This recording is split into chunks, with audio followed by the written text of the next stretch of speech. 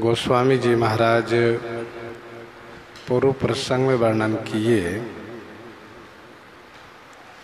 श्री कैकेयी जी का वचन श्री राम जी को बहुत अच्छा लगा, क्योंकि श्री राम जी को बन जाना अभीष्ट है,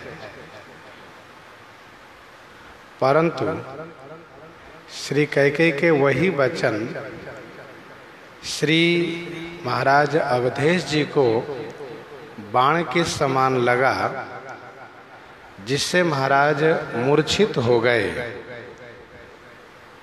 वहाँ पर उपस्थित जो लोग हैं वे लोग किम कर्तव्य विमूढ़ हो गए, स्तब्ध रह गए, सब जड़वत हो गए। इसी बीच श्री राम जी तुरंत मुनि का वेश धारण किए और माता पिता के श्री चरण में वंदन प्रणाम करके प्रस्थान किए। वन के सभी साज सामग्री साथ में लिए हैं। साथ में श्री सीता जी हैं और श्री लक्ष्मण जी हैं। वहाँ पर गुरु श्री वशिष्ठ जी महाराज भी आए हुए हैं।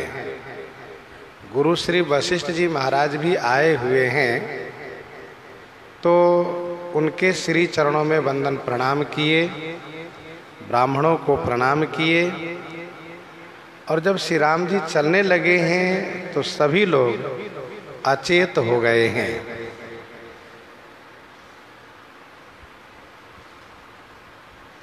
श्रीमद् वाल्मीकि रामायण में स्पष्ट वर्णन है कि गुरु जी महाराज वहाँ पर उपस्थित थे। गुरु श्री वशिष्ठ जी ने श्री कैकेयी को बहुत फटकारा है, डांटा है, और श्री सीता जी के वह वस्त्राभूषण गुरु श्री वशिष्ठ जी ने उतारने नहीं दिए हैं, और उसी वस्त्र पर बलकल बांध करके श्री किशोरी जी प्रस्थान की हैं।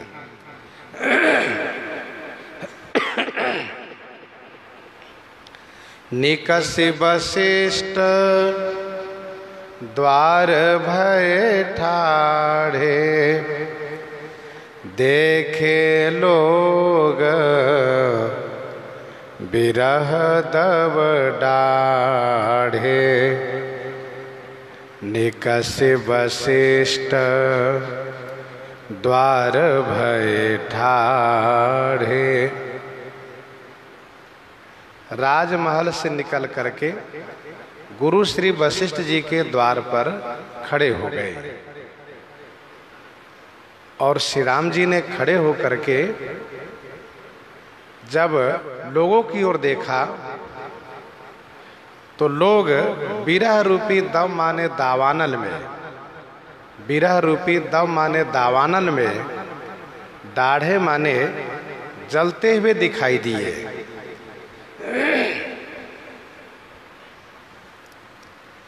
श्री कैकेयी ने सब तरफ यह अग्नि लगाई है। विधि कैकेयी की रातनि किन्ही, जेहि दब दुसह दसहु दिशि दिन्ही।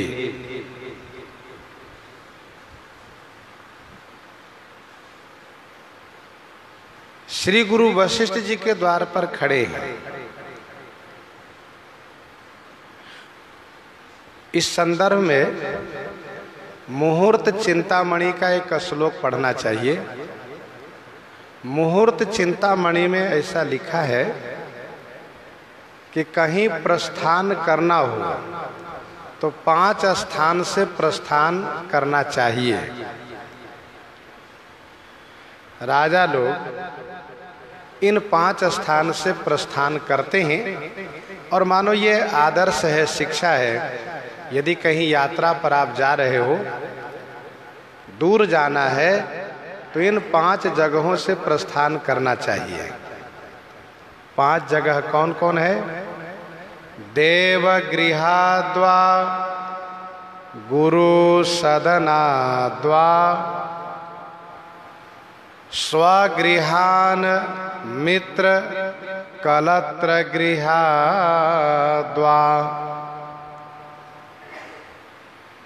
देवगृहाद्वा, देवगृहाद्वा माने देवालय से।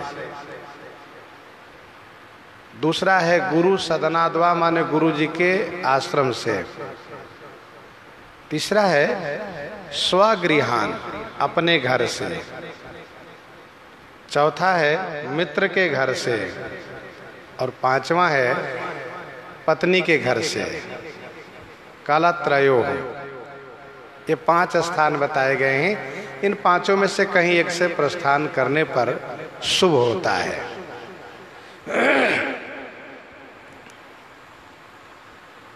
श्री रामचंद्र जी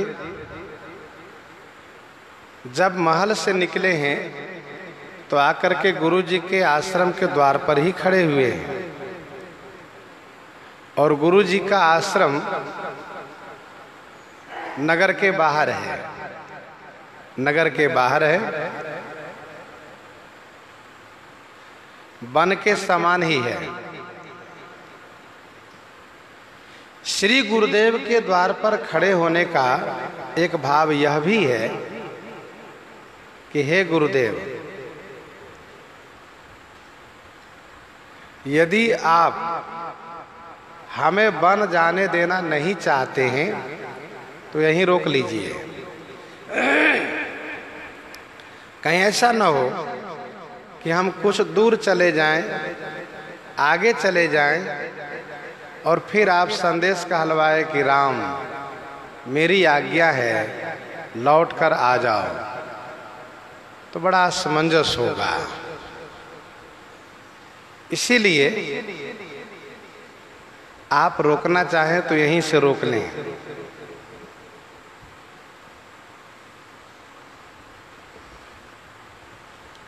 दूसरा भाव यह भी है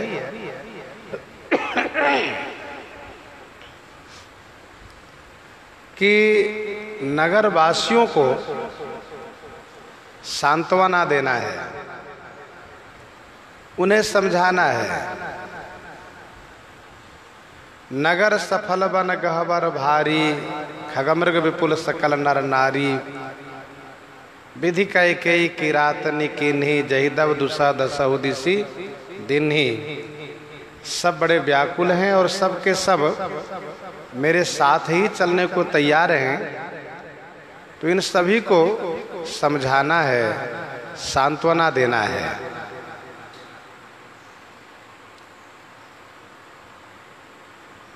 श्री राम जी ने सभी लोगों को देखा कि सब जल रहे हैं विरह रूपी दावानल में। तो कही प्रिय वचन सकल समुझाए, विप्र वृंद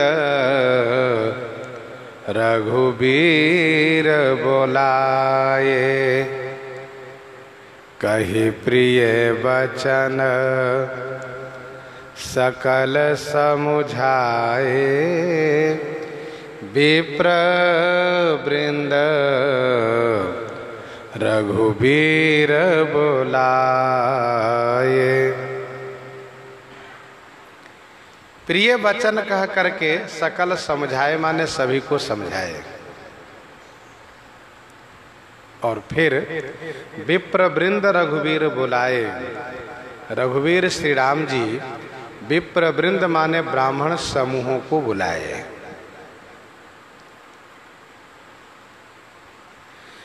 कही प्रिय वचन सकल समुझाए। प्रिय वचन कह करके सभी को समझाए। श्री रघुनाथ जी के बीरा में सब बेबल हैं, इसलिए श्री रघुनाथ जी प्रिय वचन कह करके सबको समझाते हैं। यही कहते हुए कि पिताजी के वचन को पूरा करके हम शीघ्र वापस आ जाएंगे। हमारे वंश का यह नियम रहा है कि सब कोई सत्यवादी होते आए हैं। किसी ने भी धर्म का परित्याग नहीं किया है। यदि हम सत्य को परित्याग करते हैं, धर्म को त्याग करते हैं, तो वंश में अपकीर्ति होगी। इसलिए हम पिताजी के वचन को पालने के लिए वन को जा रहे हैं और आप लोगों के स्नेह से, आशीर्वाद से हमें वन में किसी प्रकार से कोई क्लेश नहीं होगा। धर्म पथ पर चलने वाले को बहुत कष्ट सहना पड़ा है, पर हमें तो कोई ज़्यादा कष्ट नहीं, केवल वन में रहना है 14 वर्ष, वापस आ जाना है। ब्राह्मण समूहों को श्री रघुनाथ जी बुलवाए और बुलवा करके गुरु सन कही बर शासन देन है, आदर दान विनय बस कीन है। गुरु सन कही बर शासन दीन है। गुरु श्री वशिष्ठ जी से कह करके इन सभी के लिए वर शासन का प्रबंधन किए। यदि देने लगते हैं तो देरी होगी, इसलिए गुरु जी से प्रार्थना किए, गुरुदेव इन सबको वर्ष भर का असन माने भोजन सामग्री दिया जाए।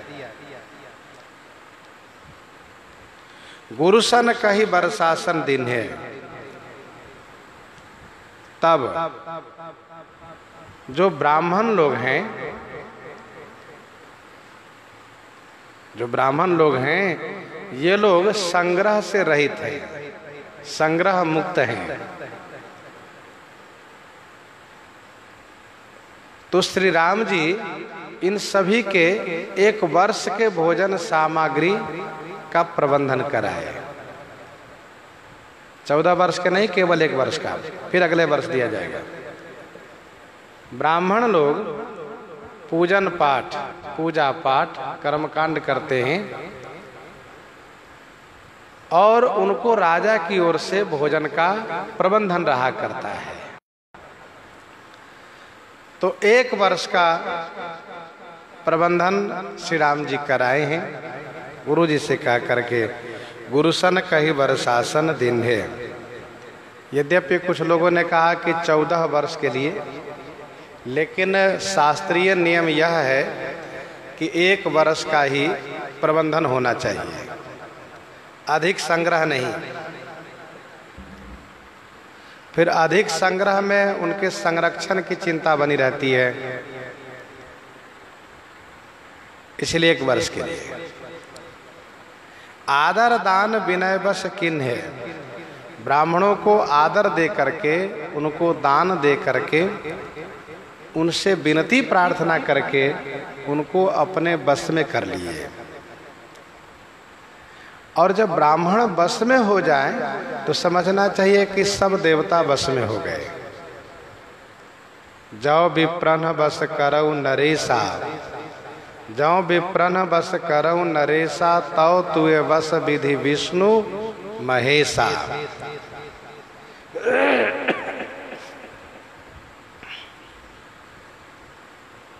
श्रीमद् वाल्मीकि रामायण में ऐसा वर्णन है। ब्राह्मणों को बुला करके, श्री वशिष्ठ जी महाराज के पुत्रों को बुला करके, सबको बुला करके खूब दान किए। उसी में एक त्रिजट नाम के ब्राह्मण आए हैं। त्रिजट नाम के ब्राह्मण आए हैं और उन्होंने कहा कि महाराज हम निर्धन हैं, हमारे परिवार बड़े हैं और हम निर्धन हैं, इसलिए हम पर दया हो। तो श्री राम जी ने विनोद में ये कहा है कि हे ब्राह्मण देवता, ये जो सामने गौशाला दिख रहा है, इसमें आप डंडा फेंकिए। सामने जो गौशाला दिख रहा है, इसमें आप डंडा फेंकिए। जहां तक आपका डंडा जाएगा वहां की सभी गौएं आपको होगी। तो त्रिजट ब्राह्मण फेटा बांध करके और बढ़िया संभल करके घुमा करके डंडा चलाया है। वह डंडा सरजू जी के उस पार उन गौशाला और उन गौओं के बीच एक सांड के पास जाकर गिरा है। एक सांड के पास, वृषभ के पास जाकर गिरा है। श्री राम जी ने कहा सब आपके हैं। साथ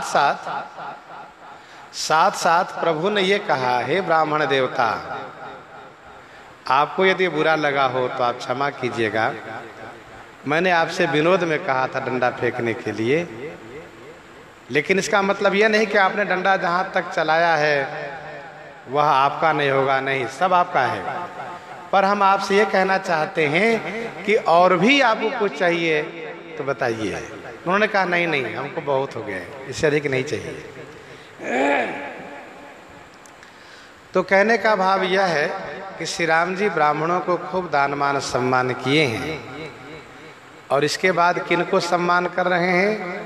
जाचक दान मान संतोषे, मीत पुनीत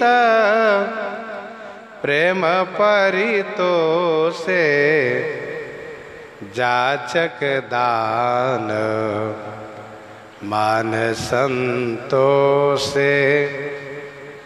जाचक दान मान संतोषे, मीत पुनीत प्रेम परितोषे।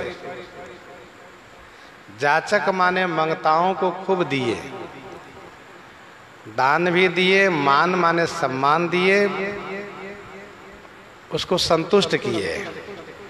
और पवित्र जो मित्र हैं वे कुछ लेंगे नहीं, उन्हें कुछ चाहिए नहीं, तो उनको प्रेम से परितोषे माने परितुष्ट किए, खूब संतुष्ट किए। जाचक दान मान संतोषे, मीत पुनीत प्रेम परितोषे।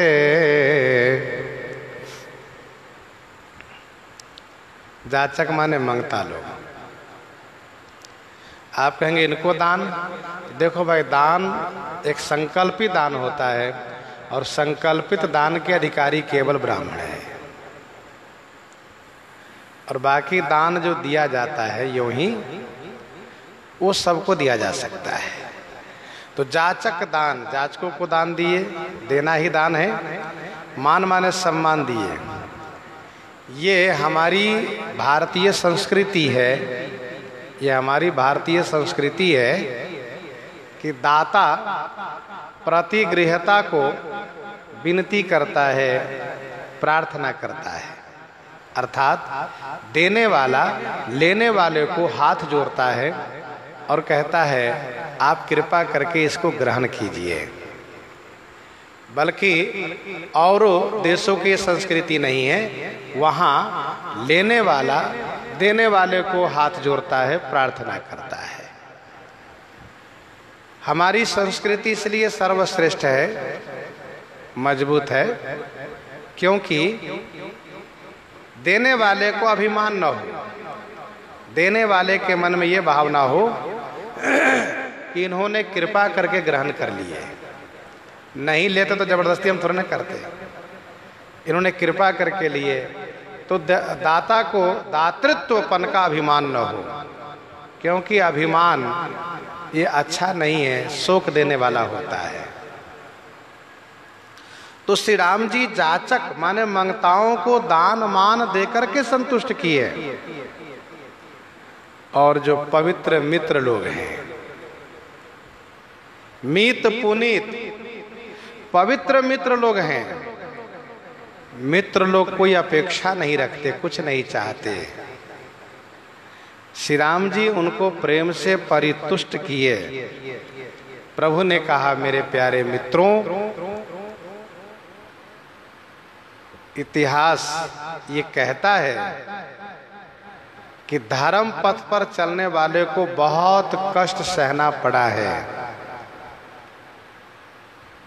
शिविदधीच हरिश्चंदन रेसा, सहे धर्म हित कोटि कलेसा, रंति देव बलि भूप सुजाना, धर्म धरे ओ सही संग। लेकिन मैं सोई धर्म, मैं सोई धर्म सुलभ करि पावा, तजे तिहूँ पुर अपजस छावा। मैं सोई धर्म सुलभ करि पावा, तजे तिहूँ पुर अपजस छावा।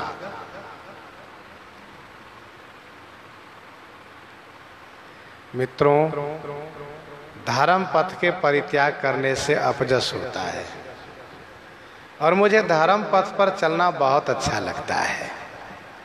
ध्यान दीजिएगा, वह व्यक्ति महान होता है जिन्हें धर्म पथ पर चलने में उत्साह बना रहता है, प्रसन्नता से। ऐसा नहीं कि मजबूरी दिखाते हुए, लाचारी दिखाते हुए क्या करें, करना पड़ रहा है हमें, ये ठीक नहीं है। उत्साह भंगे धन धर्म हानि। उत्साहहीन हो तो फिर वो धर्म करना सार्थक उतना नहीं होता है। इसलिए प्रसन्नता के साथ खुश हो करके धर्म पथ पर चलना चाहिए। इसके बाद श्री राम जी, दासे दास बोलाई बहोरी, गुरु ही सौंपी बोले कर जोरी। दासी दास बोलाई बहोरी। अब जो दास दासी हैं वे दूर खड़े हैं। बहोरी माने पुनः भगवान श्री रामचंद्र जी दासी दास को बुलाए और प्रभु ने गुरु जी से कहा, गुरु जी महाराज, ये मेरे दास दासी आपके अधीन रहेंगे। आप इनका देख रेख, इनका पालन पोषण मेरे जैसे ही करें, ये मेरी प्रार्थना है। तो गुरु ही सौंपी, गुरु जी को सौंप करके कर जोरी माने हाथ जोड़ करके बोले।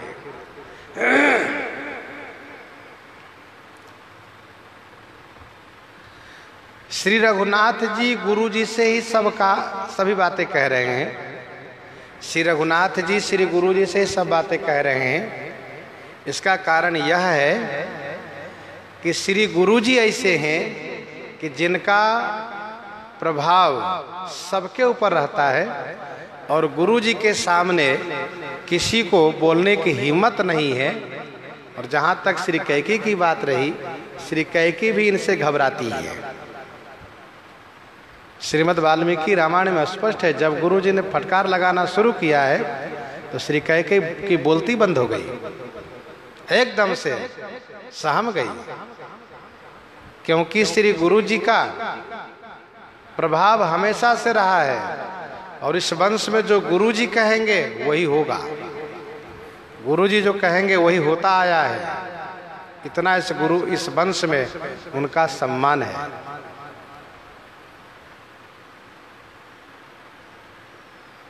इसीलिए सारा कार्य गुरु जी के हवाले किया गया। दासी दास बोलाई बहोरी, गुरु ही सौंपी बोले कर जोरी। संतों ने कहा ये वे दास दासी हैं जो श्री राम जी के ससुराल के हैं। माता कौशल्या के मैके के हैं। श्री राम जी को बन जाते हुए देख करके एकदम से लोग अधीर होने लगे हैं कि अब हमारा क्या होगा। क्योंकि श्री कैकेयी जी जब इस प्रकार से ईर्ष्या में आकर के भयंकर घटना को अंजाम दे रही हैं, तो न जाने हम लोगों के साथ उनका क्या व्यवहार होगा, क्या कष्ट दे। एकदम से सब अधीर हो रहे हैं। तो श्री राम जी के ससुराल के हैं। दासी दास दिए बहु तेरे, सुचि सेवक जे प्रिय सिय केरे। वैसे ही श्री कौशल्या जी के मैके के हैं। और इन सभी पर, और जो श्री अयोध्या जी के भी जो दास दासी खास करके जो श्री राम जी के हैं, तो वे सब विशेष रूप से अधीर हो रहे हैं कि हमारे स्वामी जा रहे, अब हमारा क्या होगा। और अधीर होना एक स्वाभाविक भी था, क्योंकि इतने बड़े परिवार में और इतनी बड़ी घटना जहां पर कि उनको बन जाने से रोका भी नहीं जा सकता है। सभी लोग अपने कर्तव्य को पालन करने में लगे हैं, तो हमारे साथ न जाने क्या व्यवहार हो, स्वाभाविक है अधीर होना। साथ जाने की अनुमति मिल जाती तब भी अच्छा होता कि हम श्री राम जी के साथ सेवा करते, श्री सीताराम जी की सेवा करते, हमारे सौभाग्य की बात होती। पर साथ जाने की अनुमति मिलेगी नहीं, तो अब जो करना हो स्वामी के ऊपर है। क्योंकि जब दास दासी भाव है तो जो करे स्वामी करें। उस समय दास दासी को बोलने का अधिकार भी नहीं है। हम क्या बोले, आप जैसे रखे, जहां रखे, आपके ऊपर है। हम तो आपके अधीन है, आपके हवाले हैं।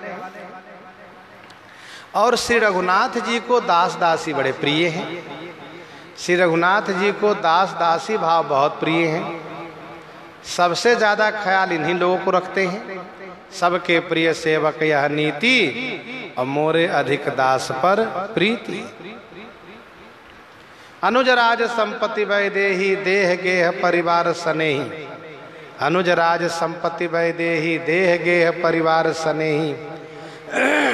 सबम प्रिय नहीं तुम्हें समाना, मृषा न कहो मोर या बाना। सबके प्रिय सेवक यह नीति, मोरे अधिक दास पर प्रीति।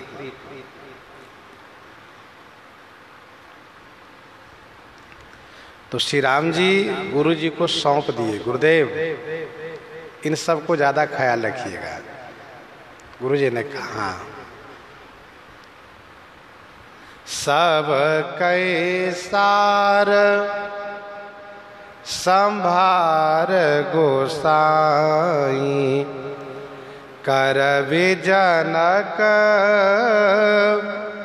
जननी की नाई। सब कैसार संभार गोसाई। सब कैसार संभार गोसाई, करवि जनक जननी की नाई। इन सभी के सार संभाल। सार संभाल माने पालन पोषण, देख रेख। हे गोसाई, हे गोसाई, सबके सार संभाल, जनक जननी की नाई करवी।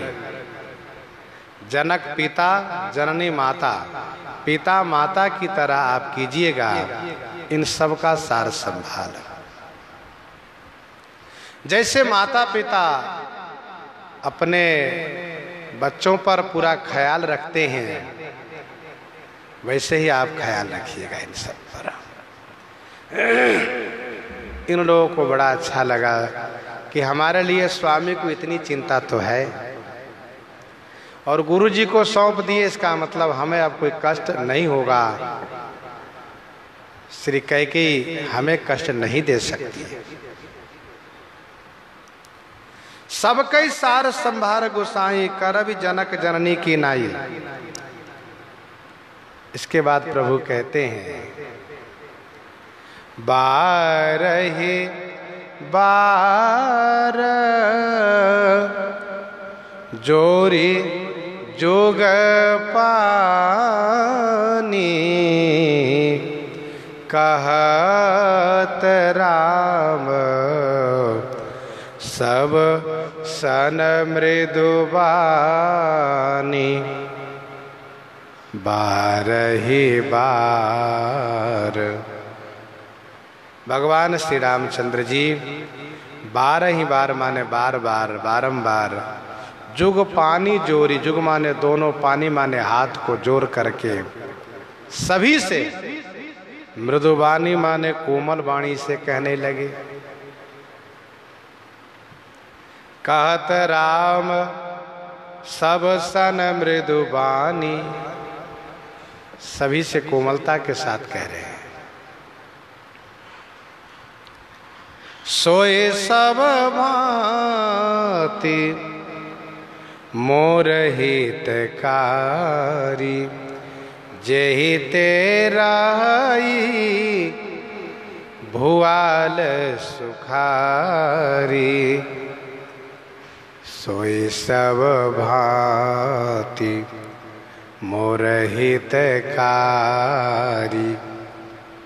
सोई माने वह, सब भांति माने सब प्रकार से मेरे हितकारी होंगे। वह सब प्रकार से मेरे हितकारी होंगे। कौन? जेहि तेराई भुआल सुखारी। जहिते माने जिससे, भुआल माने महाराज, महाराज सुखी रहेंगे। हे पुरवासियों, हे प्रजाजनों, आप सब से मेरी प्रार्थना है कि महाराज को आप सब ध्यान रखिएगा। महाराज ने आप सबको सुखी किया है, आप सबको भरण पोषण किया है। आज समय वो आया है कि आप सबको अब महाराज की रक्षा करना है। अब आप सब मिलकर के महाराज की रक्षा कीजिए, उनको देख रेख कीजिए। अब आप सबकी आवश्यकता है उन्हें, और वह मेरे लिए सबसे बड़े हितकारी होंगे। मैं उनको परम हितकारी समझूंगा, उनका बड़ा एहसान मानूंगा, उनका बड़ा एहसान मानूंगा। किनका? जो हमारे महाराज को, जो हमारे पिताजी को सुखी करके रखेंगे। इस बात को गुरुजी से नहीं कहा, प्रभु ने इस बात को गुरुजी से नहीं कहा कि गुरुदेव पिताजी को ध्यान रखिएगा, ऐसा नहीं कहा।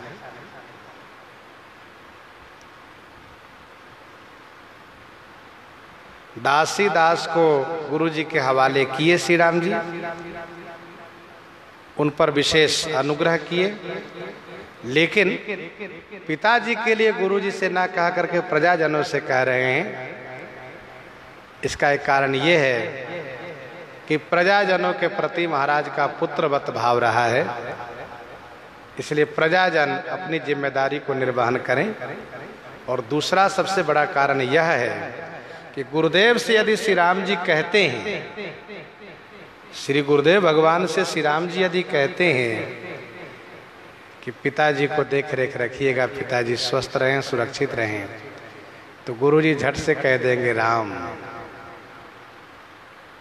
आप सब जानते हो, फिर भी हमसे आप कह रहे हैं।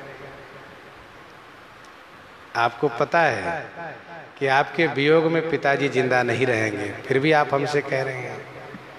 तो यह कार्य तो आप ही कर सकते हैं। पिताजी को सुखी करिए, पिताजी को स्वस्थ आप रख सकते हैं। तो इसीलिए श्री राम जी ऐसा कार्य गुरु जी से कहते नहीं कि गुरु जी के मन में कोई ऐसा असमंजस हो अथवा कुछ कहना पड़े, कुछ नहीं। इसलिए श्री राम जी गुरु जी से ना कह करके प्रजाजनों से कहते हैं कि आप लोग महाराज को सुखी रखिएगा। मातु सकल मोरे बिरह जेहि न होहि दुख दीन, सोई उपाओ तुम करहु सब पुरजन परम प्रवीण। मातु सकल मोरे बिरह, मातु सकल माने सभी माताएं मेरे विरह में, जेहि माने जिससे दुख दीन न हो पावे। हे परम प्रवीण पुरजन, हे परम प्रवीण माने चतुर होशियार, पुरजन आप सब तुम सब सोई उपाय करे हो, वही उपाय कीजिएगा। परम प्रवीण पुरजन तुम सब सोई उपाय करे हो, आप सब वही उपाय कीजिएगा जिससे मेरी सभी माताएं मेरे विरह में दुख दीन न हो पावे। भगवान श्री राम जी सबके लिए व्यवस्था कर रहे हैं, सबके लिए सोच कर रहे हैं। मातु सकल मोरे बिरह जेहि न होई दुख दीन, सोई उपाय तुम करे हो सब पुरजन परम प्रवीण। ब्राह्मणों को, मंगताओं को, मित्रों को, दास दासियों को, पिताजी के लिए, माताजी के लिए, सब के लिए एक दूसरे पर सौंप रहे हैं। यह है भगवान श्री राम जी का शील स्वभाव, इसको कहते शील स्वभाव। ऐसा किसी के मन में ना हो कि श्री राम जी चले गए लेकिन हमारे लिए कुछ कहे नहीं, हमारे लिए कोई ख्याल नहीं किए, हमारे लिए कोई ध्यान नहीं दिए। बाद में यह बात लोगों को बहुत सालती, बहुत कष्टदायी होती है, क्योंकि कौशलपुरवासी नर नारी वृद्ध अरुबाल, कौशलपुरवासी नर नारी वृद्ध अरुबाल, हमारे प्रियतम गए और हमारे लिए दो शब्द नहीं कहे गए। इसलिए श्री राम जी सबके लिए कह रहे हैं विरह वियोग में ये वचन इनको जीने के लिए एक सहारा होगा, अवलंब होगा। भगवान श्री कृष्ण जब वृंदावन से मथुरा की ओर प्रस्थान करते हैं तो सबको एक आश्वासन देते हैं कि हम आएंगे, हम आप सबसे मिलेंगे। ये एक आश्वासन उन सबके जीने के लिए सहारा बनता है।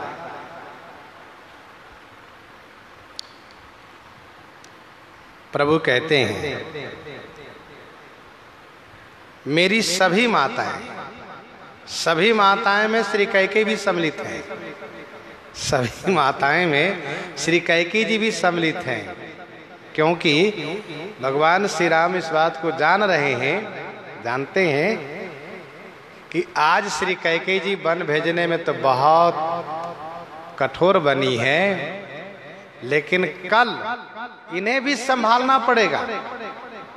जब श्री भरत आएंगे और इन पर जब वचन से प्रहार करेंगे, इनको परित्याग करेंगे, तब इन्हें भी इन पूर्ववासियों की आवश्यकता पड़ेगी। फिर अकेली अलग थलग पड़ जाएंगे, बहुत कष्ट होगा इनको। इसलिए श्री रघुनाथ जी ने कहा मातु सकल मोरे विरह, सभी माताओं के लिए। कौसल्या सम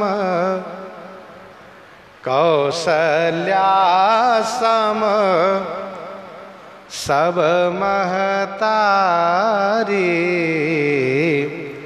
राम ही सहज सुभाए पियारी, राम ही सहज शोभाए प्यारी। श्री कैकेयी को तब बात समझ में आती है जब चित्रकूट में श्री राम जी इनसे प्रथम मिलते हैं, तब इनके मन में यह बात बहुत कष्टदायी होने लगती है कि बताओ, जिनको मैंने वन भेजा, जिनके प्रति मैंने इतनी कठोरता दिखाई, लेकिन श्री राम मेरे लिए मेरे साथ वैसे व्यवहार कर रहे हैं जैसे पहले कर रहे थे। यही तो श्री राम जी शिक्षा दी है। मानव जीवन में महान बनना हो तो जो तुम्हारे साथ शत्रुता करे, दुश्मनी करे, उनके भी कल्याण की भावना रखो, उनके भी कल्याण की भावना रखो। उनका हित हो, उनका कल्याण हो, उनका नुकसान हो, ऐसी भावना न रखो। ये आदर्शिक शिक्षा। हे पूर्ववासी, आप परम प्रवीण हैं, आप सब वह सभी उपाय कर सकते हैं जिससे मेरी सभी माताएं सुखी रहें, दुख दिन न हो पावे। यही विधि राम सब ही समझावा, गुरुपद पदुम हरसि सिर नावा।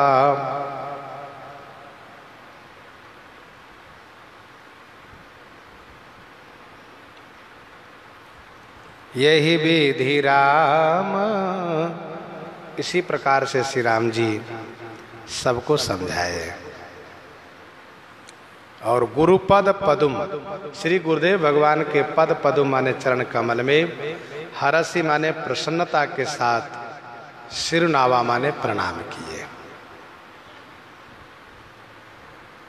यही विधि राम सब ही समझावा। यही विधि केही विधि, तो कही प्रिय वचन सकल समझाए। कही प्रिय वचन सकल समझाए, विप्र वृंद रघुवीर बुलाए, से लेकर यहाँ तक। यही विधि राम सब ही समझावा, गुरुपद पदुम हरसि सिर नावा। श्री गुरुदेव भगवान के चरण कमल में बड़ी प्रसन्नता के साथ प्रणाम कर रहे हैं, और प्रणाम करने में प्रसन्नता होनी ही चाहिए। दुआवली 42। राम ही सुमिरत रन भिरत, राम ही सुमिरत रन भिरत, देत परत गुरु पाए, तुलसी जिन्हि न पुलक तन, ते जग जीवत जाए, ते जग जीवत जाए। जे गुरु पद अम्बुजय अनुरागी, ते लोकहु बे दहु बड़ भागी, ते लोकहु बे दहु बड़ भागी। जे गुरुपद अम्बुज अनुरागी, ते लोकहु बेदहु बड़ भागी। श्री गुरुदेव के चरण कमल में जो अनुराग करता हो वह भाग्यशाली होता है।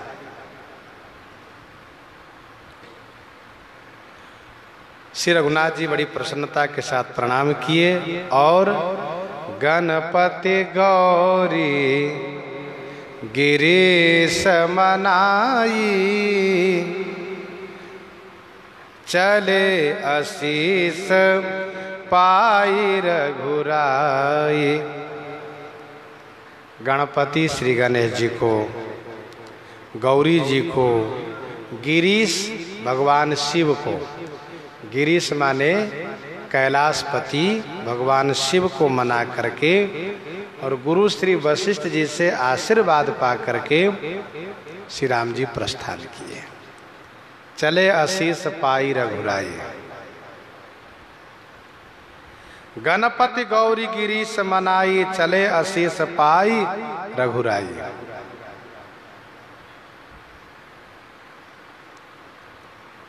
गणपति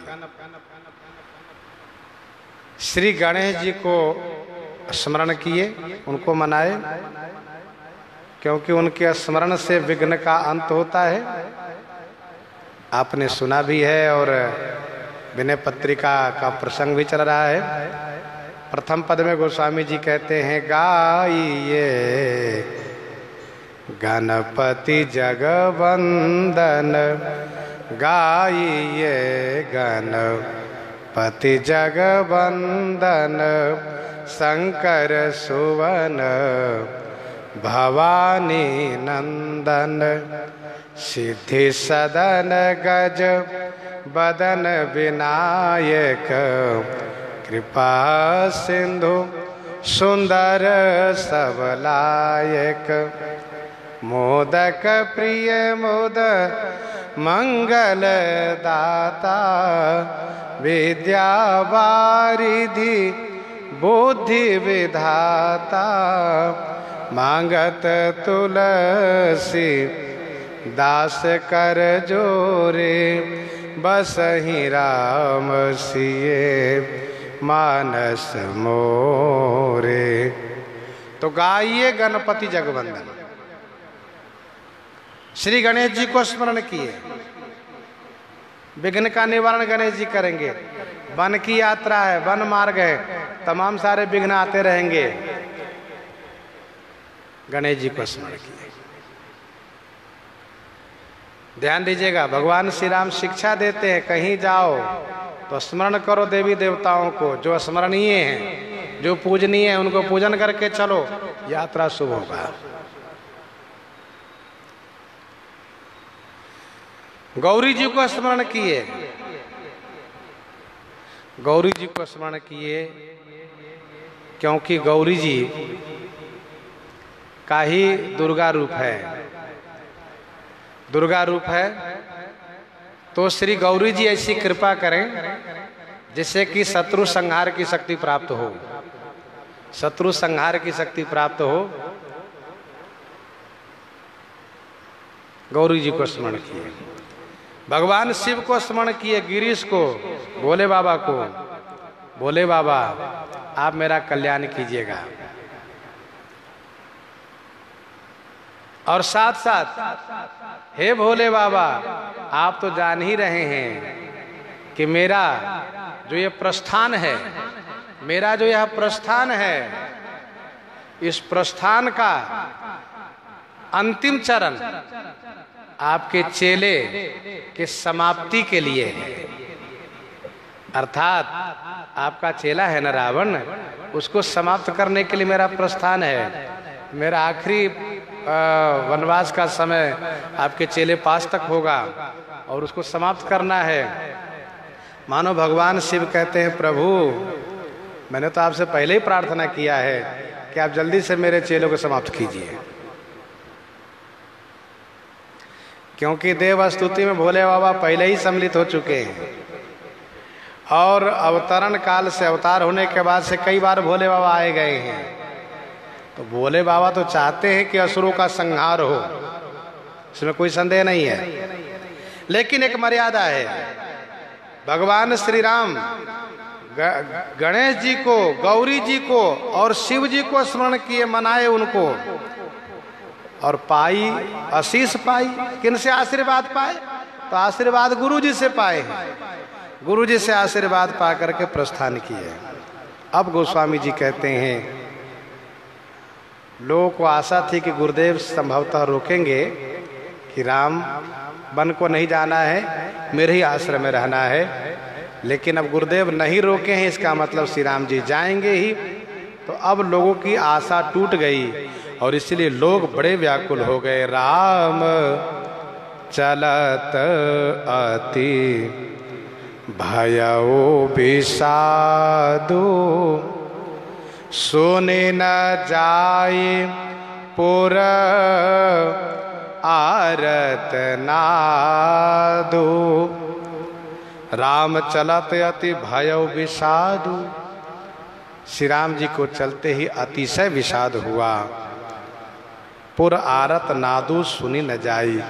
पुर का आर्तनाद, आर्तनाद माने करुण क्रंदन, रुदन की आवाज सुनी न जाई, सुनी नहीं जा सकती। जैसे ही श्री राम जी गुरु जी के आश्रम से प्रस्थान किए हैं, एकदम से सब रो पड़े हैं।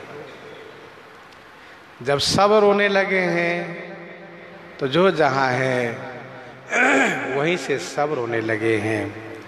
गोस्वामी जी कहते हैं, आर्तनादु सुनी बिलाप दुख हो दुख लागा।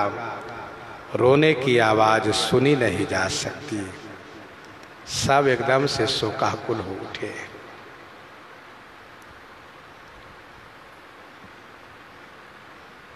सब रो रहे हैं। श्री राम जी अपने कर्तव्य को पालन में सुदृढ़ता के साथ आगे बढ़ रहे हैं। श्री राम जी के मुख पर कोई मलान नहीं है। बाकी सब बड़े दुखी, सब रो रहे हैं।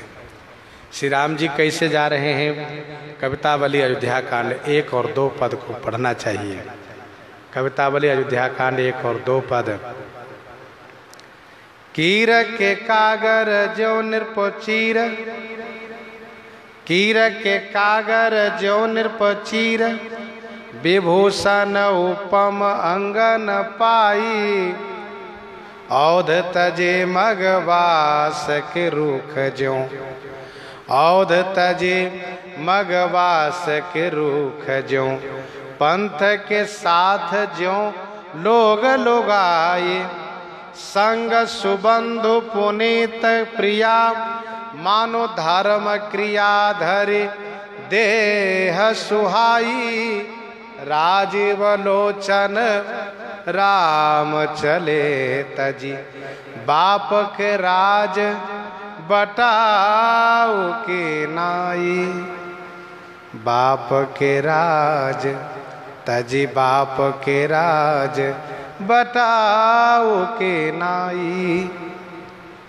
एक बटोही की तरह, राहगीर की तरह श्री राम जी पिताजी को राज को छोड़ करके चल दिए।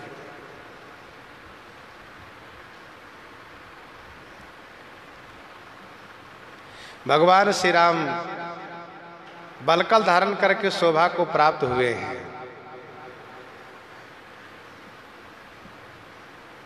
अयोध्या को उसी प्रकार से परित्याग कर दिए हैं जैसे जेठ के महीने में यात्रा करने वाले लोग किसी विशाल वृक्ष की छाया में दोपहर को विश्राम कर रहे होते हैं और सूर्य ढलने पर, संध्या होने पर सभी लोग अपनी अपनी दिशा की ओर प्रस्थान करते हैं। किसी को किसी से कोई मोह ममत्व तो नहीं होता है। वैसे ही औध तजी मगवास के रूख ज्यों और पंथ के साथ ज्यों लोग लुगाई।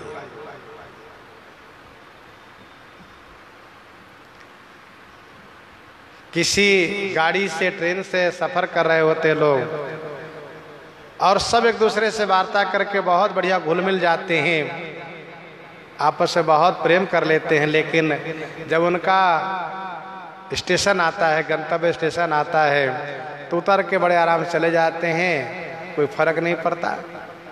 ऐसा नहीं कि उनके लिए रोते हो, बहुत हुआ तो राम श्याम कर लिए, नमस्कार प्रणाम किए, ठीक भैया राम राम, फिर मिलेंगे। अब कब मिलेंगे, कहाँ मिलेंगे, कोई पता नहीं। तो भगवान श्री राम जी इस प्रकार से पंथ के साथ जो लोग आई और श्री राम जी पिताजी के राज्य को एक बटोही की तरह, जैसे कोई धर्मशाला में ठहरा हो, जैसे कोई धर्मशाला में ठहरा हो और जब उसका समय पूरा होता है तो अपना बोरिया बिस्तर उठाता है, बैग उठाता है, चल देता है, भैया राम राम। बटोही की तरह चलती है। ये है हमारे श्री राम जी का हृदय। हमारे श्री राम जी यही तो शिक्षा दिए हैं, भैया संसार में इसी तरह से राहगीर की तरह, यात्रियों की तरह रहो और बटोहियों की तरह रहो। अपने कर्तव्य का पालन करो, ये तुम्हारी जीवन यात्रा है। कर्तव्य का पालन करो, जब जहां चलना हो चल दो, बेलगाव हो करके। लगाव माने कोई लगाव न हो, आसक्ति न हो।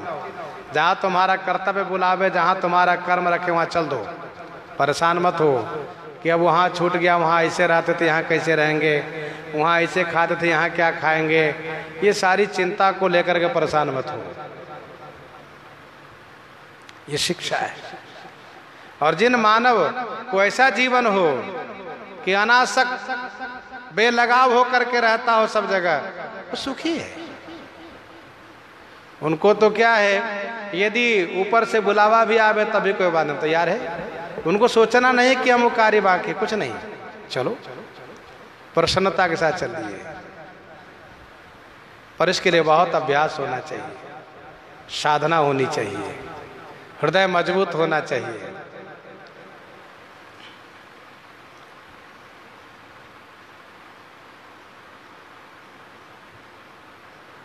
कुश गुण लंक, अभी से याद से ही, कुश गुण लंक अवध अति शोकु, हरस विषाद विवश सुर लोकु।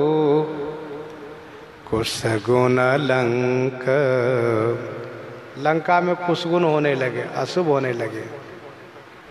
श्री अयोध्या जी में अतिशय शोक हो गया।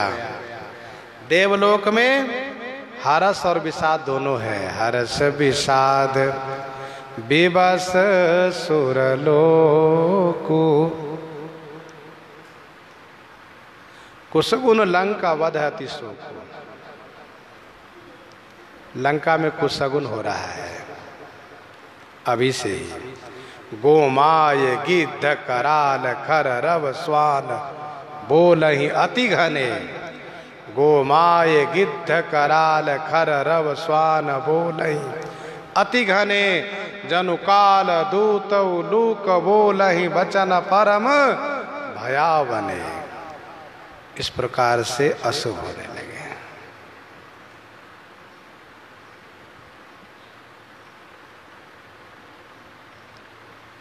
श्री अयोध्या जी में शोक है। गीतावली बालकांड 4 पद में गोस्वामी जी ने लिखा है, अमर नाग मुनि मनुज सपरिजन। अमर नाग मुनि मनुज सपरिजन विगत विषाद गलानी। मिले ही माझ रावण रज निश्चर। मिले ही माझ रावण रज निश्चर लंक संक अकुलानी। मिले ही माझ रावण रज निश्चर लंक संक अकुलानी।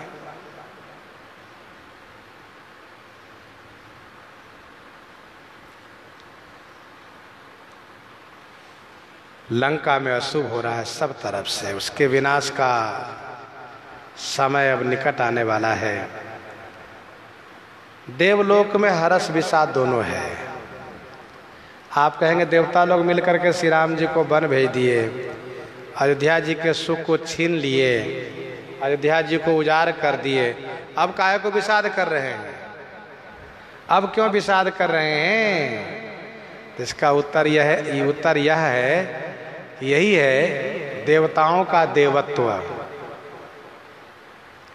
यही देवताओं का देवत्व है। मतलब यह है कि यदि किसी कारणवश यदि मनुष्य किसी दूसरे मनुष्य को दंडित करता है, उसके अधिकार में है और वो दंडित करता है, तो यदि उसका हृदय सज्जन का है तो उसका हृदय कांपता है, उसका हृदय दुखी होता है। ये उसकी मानवता है। मनुष्य का हृदय है वो, राक्षस का हृदय नहीं है। तो कहने का भाव यह है कि देवता लोग हैं, इसलिए अयोध्या वासियों को दुखी देख करके सब दुखी हो गए। श्री राम जी बन जा रहे हैं, इसको लेकर के हर्ष है। अयोध्या वासी रो रहे हैं, इस बात को लेकर के विषाद है। हर्ष विषाद विवश सुरलोक। हर्ष है श्री राम जी को वन प्रस्थान से, और विषाद है अयोध्या वासियों के दुख से, विषाद से। गई मूर्छा तब भूपति जागे। बोली सुमंत्र कहन अस लागे, गई मूर्छा तब भूपति जागे। गई मूर्छा तब भूपति जागे। गई मूर्छा अर्थात मूर्छा चली गई महाराज की। तब महाराज जगे हैं। जगते ही देखा, समझ गए श्री राम चले गए। तुरंत सुमंत्र जी से इस प्रकार से कहने लगे, बोली सुमंत्र कहन यस लागे। सुमंत्र जी को बोलकर कैसा कहने लगे, लोग विकल मूर्छित नर नाहु। श्री चक्रवर्ती जी मूर्छित हो गए थे श्री कैकेयी के वचन बाण से। जैसे श्री महाराज मूर्छित अवस्था से जगे हैं, श्री सुमंत्र जी की ओर देखा। मंत्री जी ने कहा, महाराज श्री राम जी चले गए, ऐसा कहा। तो महाराज ने कहा, सुमंत्र मेरी बात सुनो। राम चले बन प्राण न जाहि, केहि सुख लागी रहत तन माही। राम चले बन प्राण न जाहि। श्री राम जी चल दिए वन को, परंतु मेरा प्राण नहीं जा रहा है मंत्री जी, मेरा प्राण नहीं जा रहा है। मुझे ये समझ में नहीं आ रहा है कि केहि सुख लागी रहत तन माही। केहि सुख लागी माने किस सुख के वास्ते यह प्राण शरीर में रह रहा है। मेरे राम वन को चले जा रहे हैं और मेरा प्राण शरीर से नहीं जा रहा है। मैंने सुना है कि अतिशय दुख में प्राण शरीर से निकल जाता है। अब इससे बड़ा दुख क्या हो सकता है मेरे लिए। सुख की आशा में प्राण शरीर में बना रहता है। ध्यान दीजिएगा, सुख की आशा में प्राण शरीर में बना रहता है, इसलिए प्राण शरीर से निकलना नहीं चाहता जल्दी। बहुत सारे कष्ट हो, बड़ी समस्या हो, तभी प्राण कहता रहो रहो, यही रहेंगे हम। क्यों? अरे सब ठीक हो जाएगा, स्वास्थ्य ठीक हो जाएगा, तबीयत ठीक हो जाएगी, फिर हम सुख भोगेंगे।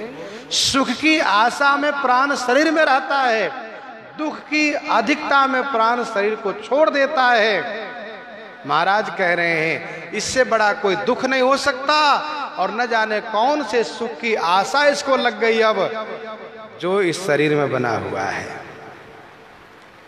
गोस्वामी जी महाराज ने लिखा है दोहावली 446 में, दोहावली 446 में गोस्वामी जी ने लिखा, तुलसी मीठी अमीते, तुलसी मीठी अमीते, मांगी मिले जो मीच। सुधा सुधा कर समय बिनु, कालकूट ते नीच। समय पर मांगने से यदि मृत्यु मिल जाए तो ये तो अमृत से भी बढ़ करके बहुत बढ़िया है। तुलसी मीठी अमीते, पर विडम्बना यह है कि मांगने पर मृत्यु मिलती नहीं है। चाहो तो मृत्यु नहीं होगी, ना चाहो तो मृत्यु झट से हो जाती है। तुलसी मीठी अमीते, मांगे मिले जो मीच।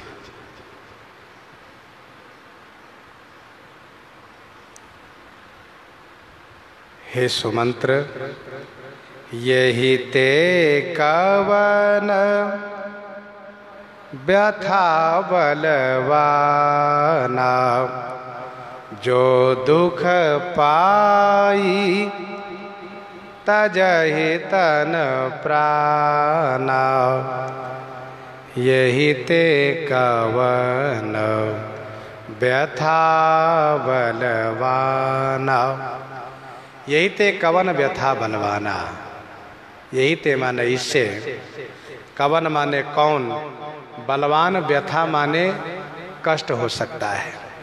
इससे बड़ा बलवान कष्ट कौन हो सकता है मंत्री जी?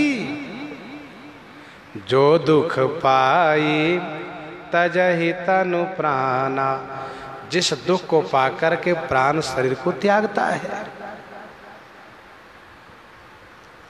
बन दुखनाथ कहे बहु तेरे, किशोरी जी ने कहा, बन दुखनाथ कहे बहु तेरे, भय विषाद परिताप घनेरे।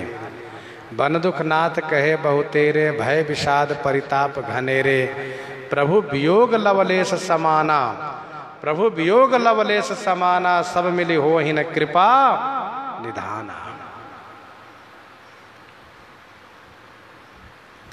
गीतावली अयोध्या कांड 57 पद में गोस्वामी जी लिखते हैं, गीतावली अयोध्या कांड 57 पद में, सिय रघुवीर लखन बिनु, सिय रघुवीर लखन बिनु, भय भभरी भगी न आयु, भय भभरी भगी न आयु।